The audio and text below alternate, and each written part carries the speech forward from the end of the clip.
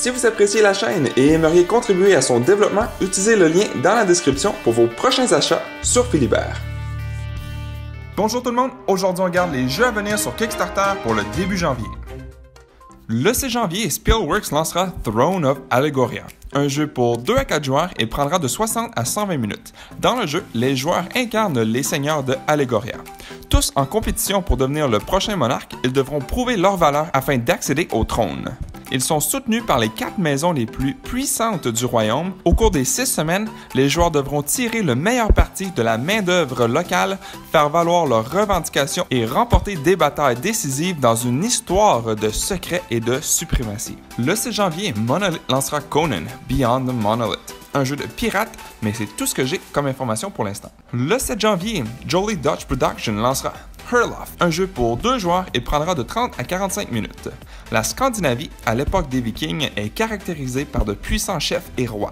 Le titre de roi n'est pas hérité. Vous vous battrez pour le titre. 4 chefs se battront maintenant pour Herlof. Votre objectif dans ce jeu de cartes est d'être le premier joueur à atteindre 50 points ou plus. Le joueur avec le plus de points gagne la partie. Le 7 janvier, Pencil First Games lancera une deuxième édition de Lift Off, Get Me Off This Planet, sortez-moi de cette planète. Un jeu pour 2 à 5 joueurs et prendra de 30 à 45 minutes. L'objectif de Lift Off est d'être le premier joueur à sortir leurs extraterrestres de la planète en utilisant des cartes de ressources, cartes d'action et les phases de la Lune pour s'échapper. Si la planète explose avant que tout le monde s'échappe, le joueur avec le plus d'extraterrestres sauvés gagne la partie. Le 7 janvier, Asmodee Games lancera One Deck Galaxy, un jeu pour 1 à 2 joueurs et prend de 20 à 40 minutes. One Deck Galaxy est un jeu coopératif de construction de civilisation spatiale utilisant uniquement des cartes, des dés et des jetons. Chaque carte du paquet représente à la fois un emplacement dans l'espace que votre civilisation a repéré, mais aussi les avantages qu'elle pourrait retirer en la colonisant ou en l'étudiant. Ces avantages augmentent votre capacité à lancer des dés et à les manipuler, et ceci dit, aidera votre civilisation à se renforcer. Le 7 janvier, Sideroom Games lancera une extension du jeu Black Sonata. C'est un ensemble de mini-extensions qui ajoutent de nouveaux outils et de défis au jeu de base. Chaque extension peut être jouée séparément ou en combinaison avec une autre. Le 7 janvier, Rock Manners Games relancera la campagne de Elder Quest. Le 8 janvier, Median Design lancera Building Cities, un jeu pour 1 à 4 joueurs et prendra de 60 à 180 minutes.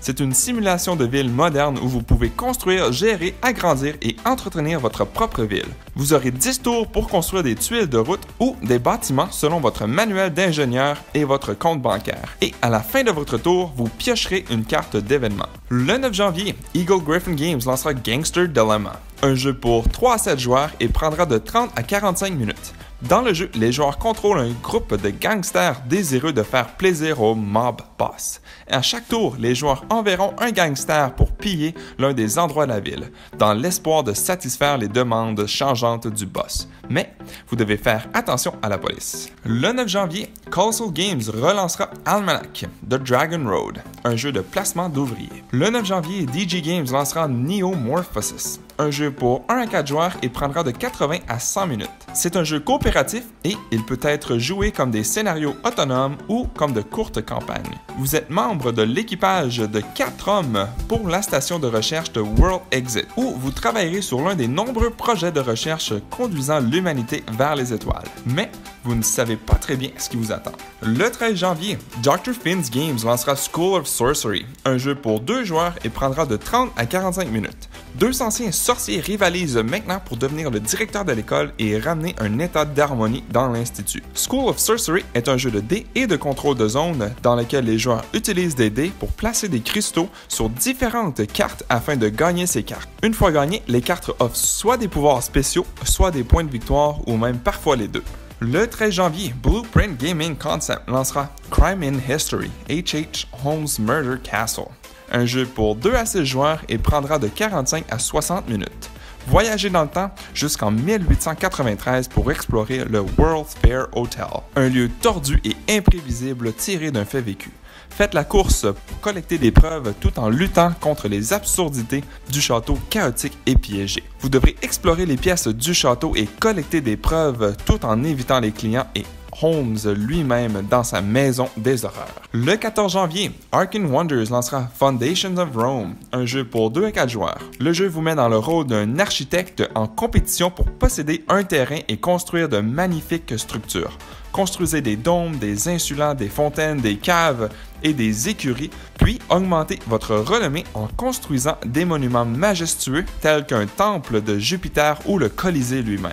Le 14 janvier, Restoration Games lancera Return to Dark Tower, un jeu pour 1 à 4 joueurs et prendra de 60 à 120 minutes. Pendant des siècles, la tour était en ruine, mais à l'insu des gens du royaume, un grand mal remua dans ses entrailles. Le mal n'avait pas été vaincu. L'obscurité allait bientôt retomber et la tour reprendra vie à nouveau. Le jeu est la suite du jeu de 1981. Return to Dark Tower est un jeu coopératif où vous jouez le rôle de héros. Ensemble, vous collecterez des ressources, construirez des bâtiments, combattrez des monstres et entreprendrez des quêtes pour renforcer vos forces. Lorsque les héros feront face à la tour, le jeu passe à son deuxième acte dramatique, là où les joueurs ont une chance de vaincre l'ennemi une fois pour toutes. Le jeu propose des mécanismes de jeu traditionnels tels que la construction de moteurs, engine building, et la gestion de ressources, mais aussi associés à une interface technologique sans précédent dans les jeux, y compris la tour titulaire qui détient plus de quelques secrets. Le 14 janvier, Ares Games lancera Masters of the Night, un jeu pour 1 à 5 joueurs et prendra de 60 à 120 minutes. Incarnez un membre de la famille de vampires tout juste arrivé après un long voyage dans une nouvelle ville inconnue. Allez-vous survivre et établir vos règles? Quels sont les mystérieux agents qui essaient de vous arrêter? Masters of the Night est un jeu de société entièrement coopératif.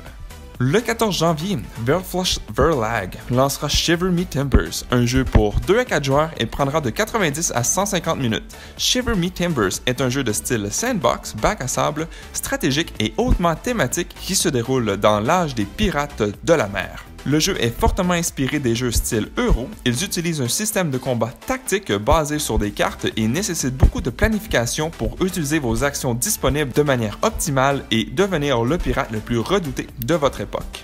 Le 15 janvier, Dovetail Inc. lancera Granda, Search for the Lost Shrine, un jeu pour 2 à 4 joueurs et prendra de 60 à 120 minutes. C'est un jeu de miniature épique raconté à travers l'histoire passionnante d'un dieu devenu fou et de la quête de ses 2 fils qui essaient de rétablir l'ordre. Pour ce faire, ils doivent collecter toutes les pages du livre puissant qui appartenait autrefois à leur père. Cependant, ils ont des opinions différentes sur ce qu'il faut faire du livre. Doivent-ils le détruire ou utiliser le pouvoir que ces pages peuvent débloquer? Pendant le jeu, vous explorerez les terres mythiques, commanderez vos guerriers, collecterez des objets, découvrirez des indices et rassemblerez des ressources. Et voilà, c'est toute l'information que j'ai sur les prochains jeux à venir sur Kickstarter. S'il y a des jeux qui vous intéressent, n'hésitez pas à nous laisser savoir dans les commentaires ci-dessous. Merci à toutes les personnes qui ont regardé jusqu'au bout cette vidéo. Si cela vous a plu, n'hésitez pas à mettre un j'aime ou un commentaire sous la vidéo et de vous abonner pour ne rien manquer à l'avenir, car cela fait toujours plaisir pour le travail réalisé.